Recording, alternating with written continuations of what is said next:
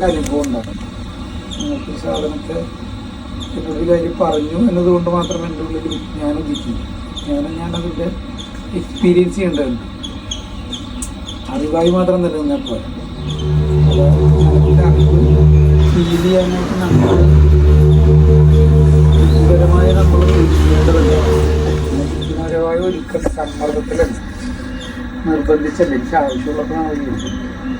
നിങ്ങൾ പറയുന്ന സമയത്ത് നിങ്ങൾ പറയുന്ന കാര്യം കേൾക്കണം എന്ന് ഞാൻ തീരുമാനിച്ചാൽ ഒരു സമ്മർദ്ദത്തിൻ്റെ അടിസ്ഥാനത്തിൽ, മറിച്ച് എൻ്റെ ബുദ്ധിപരമായ എൻ്റെ ചിന്താപരമായ ശരികളുടെയും സമയത്തിൻ്റെ അടിസ്ഥാനത്തിൽ ഞാനൊരു വിജ്ഞാനം ശേഖരിക്കാൻ തീരുമാനിച്ചാൽ എൻ്റെ ആയുസ്സിൽ മുഴുവനുണ്ട്. മാർക്കിന് വേണ്ടി എൻ്റെ വിജ്ഞാനത്തിന് വേണ്ടിയിട്ട് നിങ്ങളെന്നെ സമ്മർദ്ദത്തിലെത്തിയാൽ മാർക്കിന് വേണ്ടി ജ്ഞാനിയായെന്ന് ഞാൻ വിചാരിക്കും. പക്ഷേ മാർക്ക് കിട്ടിക്കഴിയുമ്പോൾ ജ്ഞാനം എൻ്റെ ജീവിതത്തിൻ്റെ ഭാഗമാകുന്നു. ഇന്നത്തെ വിദ്യാഭ്യാസത്തിൽ നമ്മൾ 15, 18, 20 കൊല്ലം യൗവനകാലം ബാല്യ കൗമാരമൊക്കെ കടന്നുപോയാൽ നമ്മൾ ഇതൊന്നും നമുക്ക് ജീവിതത്തെ സഹായിക്കുന്നില്ല എന്ന് മനസ്സിലാകുന്നതിൻ്റെ കാരണം അത് നമ്മൾ പരീക്ഷയ്ക്ക് വേണ്ടി പഠിക്കും എന്നുള്ളതുകൊണ്ട്. ഈ പഠിച്ച കാര്യങ്ങൾ എന്താണെന്ന് ചോദിച്ചാൽ അത് എത്രത്തോളം ജീവിതത്തിന് ഉപകാരപ്പെട്ടു എന്ന് ചോദിച്ചാൽ അതിലും പരാജയമുള്ള കാര്യങ്ങളുണ്ട്. അങ്ങനെ വരുമ്പോൾ നമ്മൾ വിദ്യാഭ്യാസം എന്താണെന്ന് വെച്ചാൽ വിജ്ഞാനോപാധിയാണെന്നുണ്ടെങ്കിൽ ഈ ഇൻഡസ്ട്രിക്കകത്ത് കയറണമെന്ന് നിർബന്ധമൊന്നുമില്ല. രണ്ട് കുട്ടികളും അവരുടെ ഉപജീവനത്തിനുള്ള മാർഗങ്ങൾ കണ്ടെത്തിയത് അവരാണ്. അവർ ഈ സമൂഹത്തിൽ നമ്മളോടൊപ്പം ജീവിക്കുകയും ചെയ്തു. സ്പെഷ്യൽ സ്പേസിലൊന്നും അവരുണ്ടായിരുന്നു. അവർ ഈ സമൂഹത്തിൽ ജീവിച്ചപ്പോൾ അവരുടെ ഉള്ളിലുണ്ട്, എല്ലാവരുടെ ഉള്ളിലൊരു വിളക്കുണ്ട്. അത് തെളിക്കുന്നത് പലതരത്തിലാണ്. നമുക്ക് വേണമെങ്കിൽ അവന് തെളിച്ചു കൊടുക്കാം. അതിനായിട്ട് അതിനെ തെളിച്ചുകൊണ്ട് അതിനായിട്ട് തെളിക്കുന്നതിൻ്റെ സാധ്യതകൾ അവന് തുറന്നു കൊടുക്കാറുള്ള റോബിൻ എന്ന് വെച്ചാൽ അവൻ ലോകത്ത് ഒന്ന്, അവൻ പുതിയതാണ്, അവനുണ്ടാക്കുന്നതും പുതിയതാണ്. നിങ്ങളെ കൊണ്ട് ഞാൻ എക്സ്പീരിയൻസ് എൻ്റെ അറിവും അനുഭവങ്ങളും വെച്ച് ഞാൻ സ്വപ്നം കണ്ടൊരു കാരണം നിങ്ങളെ കൊണ്ട് ഉണ്ടാക്കിച്ചാൽ അതെൻ്റേതാണ്, നിങ്ങളുടേതല്ല. നിങ്ങളുടെ കയ്യിൽ ഇല്ലാഞ്ഞിട്ടൊന്നുമല്ല, നിങ്ങളുടെ കയ്യിൽ കണ്ടെത്താനായിട്ടുള്ള നിങ്ങൾക്കുള്ള സമയം ഞാൻ തന്നിട്ടാണ്. നിങ്ങൾക്ക് അതിനുള്ള യാത്ര ചെയ്യാനുള്ള സാഹചര്യമോ സന്ദർഭമോ നിങ്ങൾക്ക് ഒരുക്കിയില്ല എന്നുള്ളതാണ്. നിങ്ങളുടെ ഉള്ളിലുണ്ടൊരു വിളക്ക്, അത് തെളിക്കാൻ നിങ്ങൾ സഞ്ചരിക്കേണ്ടതുണ്ട്. ആ സഞ്ചാരത്തിന് മുന്നേ നമ്മൾ ഇടപെടും. എൻ്റെ ഉള്ളിലുള്ള എൻ്റെ അറിവും എൻ്റെ സ്വപ്നങ്ങളും എന്ന പേരിൽ മാതാപിതാക്കൾ അവരുടെ സ്വപ്നത്തിൻ്റെ പൂർത്തീകരണത്തിനായി കുട്ടികളിൽ ഇടപെടും.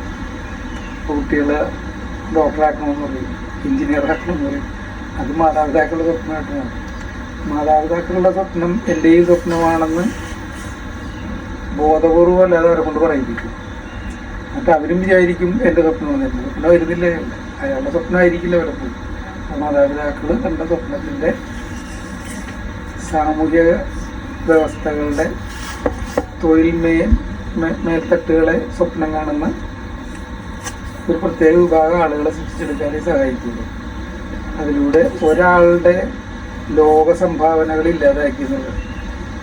നമ്മൾ എത്ര കോടി മനുഷ്യരാണ് ഭൂമിയിലുള്ളത്, എത്ര കോടി മനുഷ്യർ വ്യത്യസ്തരാണ് എന്ന് തന്നെയാണ് സത്യം. നിങ്ങൾക്കുള്ള സമ്പന്നല്ലോ ഉണ്ട്, അത് വ്യത്യസ്തമാണെന്ന് ഇരിക്കുക. നമ്മളെല്ലാവരെയും ഒരേപോലെ ആക്കാൻ ശ്രമിക്കുകയല്ലേ ചെയ്യുന്നത്. ഞാൻ ആവില്ല, സമ്മർദ്ദത്തിലാക്കാന്നല്ലാതെ അങ്ങനെ ആക്കി ലോകം കുളമൊക്കെ വെച്ചേക്കും. ലോകത്തെ തിരുത്താനുള്ള പ്രാപ്തിയൊന്നും നമ്മളെപ്പോലെ സാധാരണ മനുഷ്യർക്കില്ല.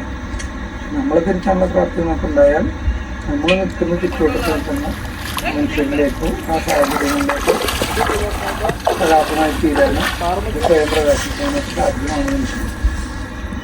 ഞാൻ ഏറ്റവും കൂടുതൽ എനിക്ക് പ്രതീക്ഷയുള്ളതും ഇഷ്ടമുള്ളതുമായിട്ടുള്ളൊരു ജീവിയാണ് മനുഷ്യൻ. എനിക്ക് ഭയങ്കര ഇഷ്ടമാണ് മനുഷ്യൻ. കാരണം മനുഷ്യർക്ക് ഭയങ്കരമായിട്ട് ചേഞ്ച് ചെയ്യാൻ പറ്റും. അവരെ ചേഞ്ച് ചെയ്യാൻ പറ്റും, ഈ പ്രകൃതിയെ ഈ സമൂഹത്തെ ചേഞ്ച് ചെയ്യാൻ പറ്റും, ലോകത്തെ തിരുത്താൻ പറ്റും. അത്രയും സാധ്യതയുള്ള ഒരു ജീവി കിടന്ന് കഷ്ടപ്പെടുന്ന കാണുമ്പോൾ നമുക്ക് നിരാശയുണ്ട്, പക്ഷെ ഭയങ്കര പ്രത്യാശയാണ്. തിരിച്ചു പോകാനുള്ള സാധ്യതയുമുണ്ട്. മറ്റൊരു ജീവജാലങ്ങൾക്കും നൈസർഗികവാസം